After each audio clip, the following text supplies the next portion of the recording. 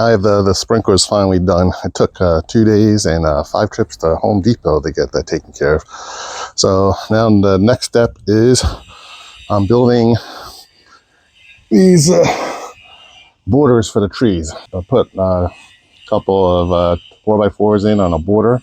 It'll keep this bed nice and clean. I'll do that for this tree, do that for that tree, and then I have some ideas for that one over there, for those 3 trees over there. To complete this project, I'm definitely gonna need more 4x4s. So what I'm doing is I'm cutting down these 4x4s.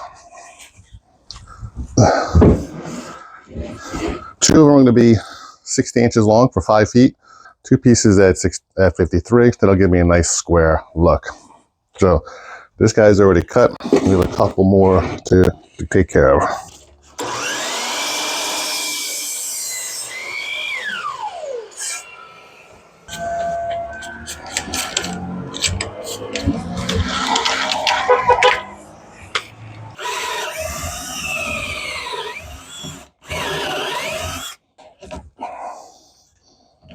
Perfect.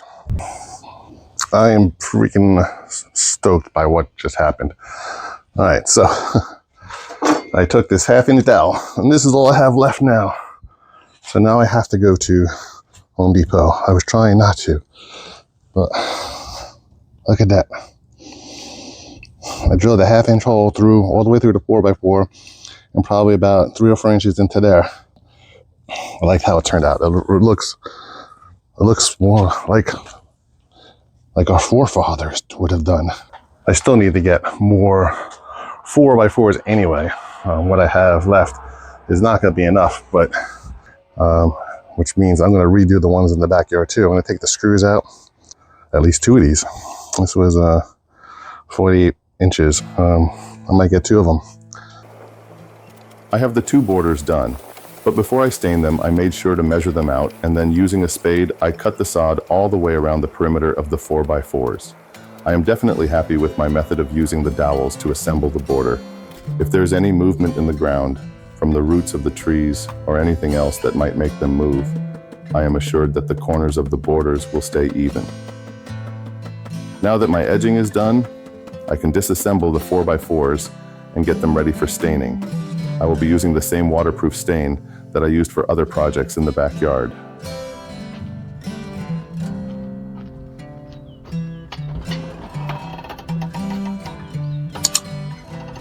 Don't worry, pups, I will be back soon.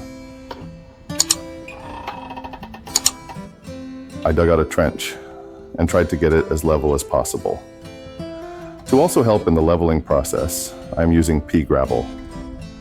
Using pea gravel in the trenches will not only help in leveling the 4x4s, but it will also help with drainage underneath the 4x4s. With the 2 borders, I needed about 3 bags of pea gravel.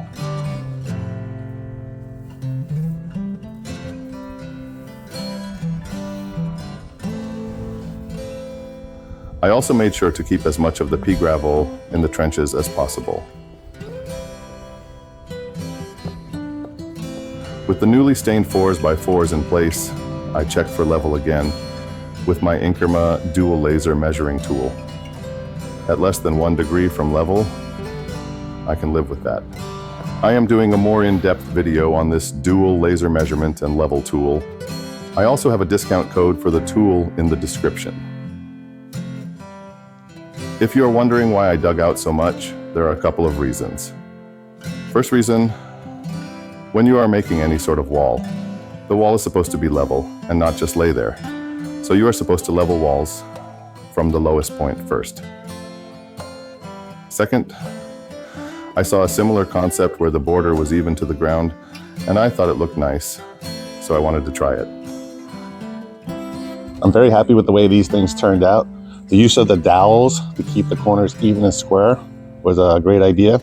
I'm definitely gonna use it with the other planters around the backyard, including the one by the fruit tree.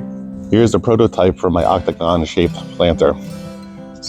Using the same technique, I'm keeping all the corners are having dowels put inside of them as well.